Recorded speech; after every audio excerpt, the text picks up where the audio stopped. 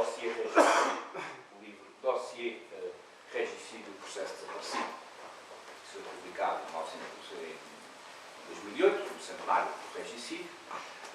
Nós tivemos acesso aos arquivos de João Franco, na Universidade Católica, e um dos papéis que eu encontrei nos arquivos de João Franco é uma carta do juiz António Emílio de Almeida Azevedo, datada de 15 de outubro, que diz para o seu amigo, aliás, o Luís Magalhães, filho do célebre tribuno de Aveiro, Estevão Magalhães, um dos grandes homens do setentenarismo e, portanto, da monarquia constitucional em Portugal, em que o juiz que tinha sido desapossado do cargo diz: fui entregar o processo com 5 minutos no gabinete do Dr. Afonso Costa, que era Ministro da Justiça. Há umas fotografias do Afonso Costa assim a medir o ângulo facial dos jesuítas, não sei se estão a ver, para ver se eles eram atrasados mentais ou não, aquelas ideias pseudocientíficas que se utilizavam na época, de que a raça tinha, enfim, primeiro que havia raça, depois que a raça tinha uma expressão anatómica, delírios científicos, mas que estavam em marcha, como se fossem ciência. Pensemos quais são os delírios científicos que se dizem hoje, que daqui a 30 anos vão dizer, do ponto de vista económico e científico e outros, há sempre. E o certo é que os 5 volumes do processo, cerca de 4.000 páginas, altos estudos, desapareceu completamente.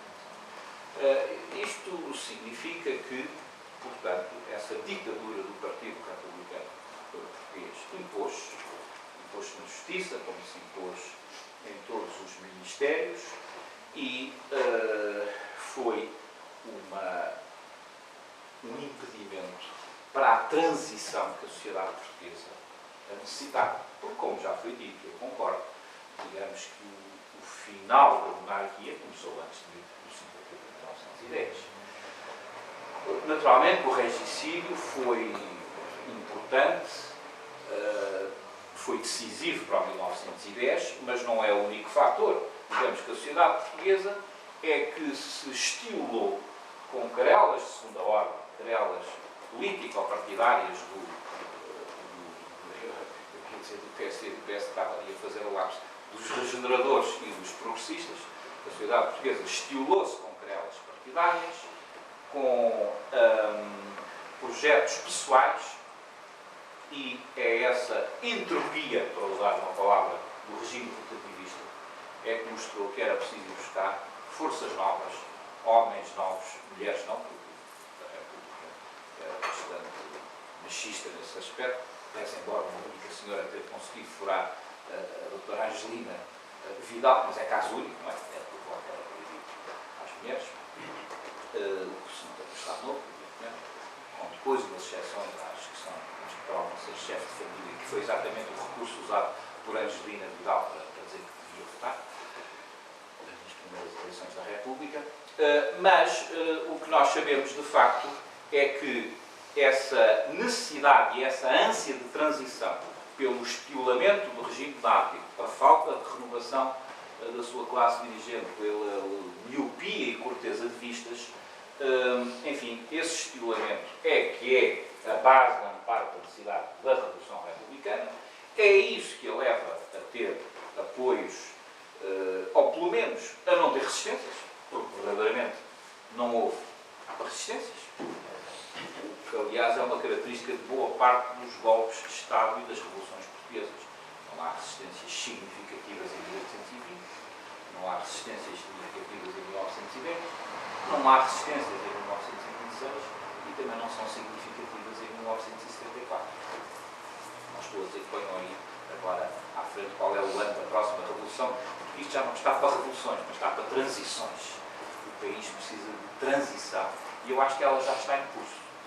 Isso, acho que estamos todos a debater como é que fazemos essa transição para uma sociedade melhor. Ora, por um lado, a ausência de novas políticas económicas da República, que se pode-se demonstrar de muitas maneiras, associada a alguma infortúnio e má sorte.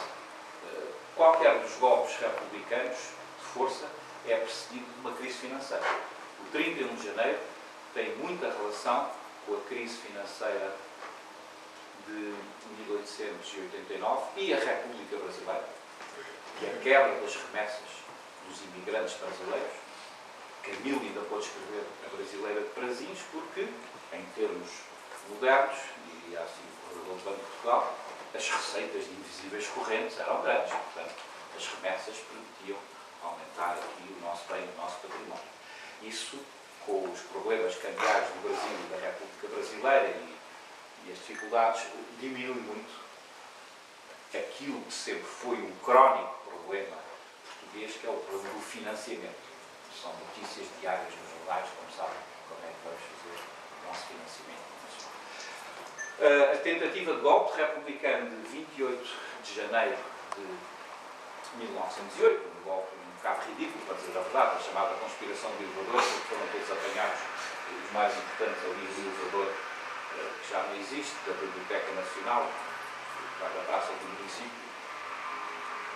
As mentes mais conspirativas dizem que a Afonso Costa foi para lá de propósito para se deixar apanhar, para se encontrar. Enfim, há várias tendências. O golpe é absurdo, mas existe. E foi uma tentativa do Partido Republicano forçar a nós, alguns setores da coronária, e determinado tipos de lojas maçónicas, chamo já a atenção, eu faço parte daqueles que consideram que a maçonaria nunca atua em bloco. Pode haver personalidades maçónicas, como é da Afonso Almeida, mas não há ordens. O grão-mestre não bate assim com o malhete na mesa à meia-noite, toda a gente com o avental. Agora vamos fazer isto. Não, isto não existe na maçonaria portuguesa. É uma organização muito tuga também. Quer dizer, tudo aquilo é um bocadinho descentralizado e quase anato, e cada lojas às vezes tomam as suas posições, e foi isso que se passou no 28 de janeiro. E há uma proximidade muito grande da grande crise financeira de 1907 também, tal como em 1910 depois vai surgir a Revolução também na sequência da crise de 1909, chamadas famosas crises cíclicas. Lá está Marx também a falar do capitalismo, mais do que crises necessárias, são etapas de transformação do sistema produtivo, como nós estamos a assistir, mas agora com outros tipos de repercussões da área capital, a ausência de desregulação e a ganância muito mais poderosa e terrível dos agentes financeiros. Portanto, a Primeira República não teve política económica. A Primeira República, em vez de fazer a transição política de captar novos dirigentes e novas elites, captou-os sim, mas entregou-os apenas a uma parte muito restrita, que foi o Partido Republicano Português, e que mais ninguém se afirmasse.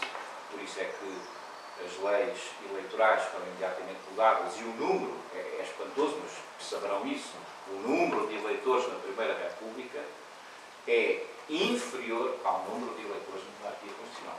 Quer os inscritos nos cadernos eleitorais, quer nos votantes. A única exceção são as eleições de Sidónio Pais. As Sidónio Pais eram uma exceção da Primeira República, das eleições presidenciais.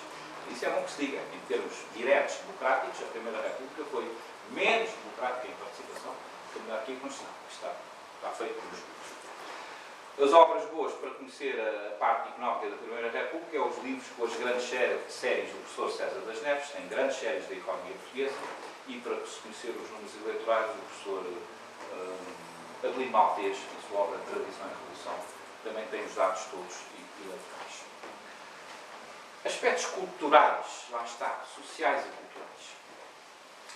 Essa era a esperança de todas aquelas figuras que fizeram a República. Por exemplo, quando estudei Fernando Pessoa, na minha tese de mestrado, chamada As Coerências de Fernando Pessoa, agora há uma nova edição brasileira, depois há a edição portuguesa, Fernando Pessoa, que é um dos colaboradores da ARC, não está muito caro ao humilde, quando escreve em 1912 a nova poesia psicologicamente considerada e a nova poesia portuguesa sociologicamente considerada, Pessoa que lia muito os autores, os sociólogos ingleses, tinha uma visão estrutural, se assim se pode dizer, dada em parte por John Stuart Mill e depois por outros autores. Portanto, ele era muito científico na maneira de olhar a sociedade. Fernando Pessoa dizia, bem, a sociedade portuguesa tem metade de republicanos e metade de monárquicos, mas os republicanos estão melhor organizados e os monárquicos estão pior, e por isso é que estamos em república. Se fosse o contrário, iríamos a monarquia. Ou seja, para ele o problema do regime não era decisivo.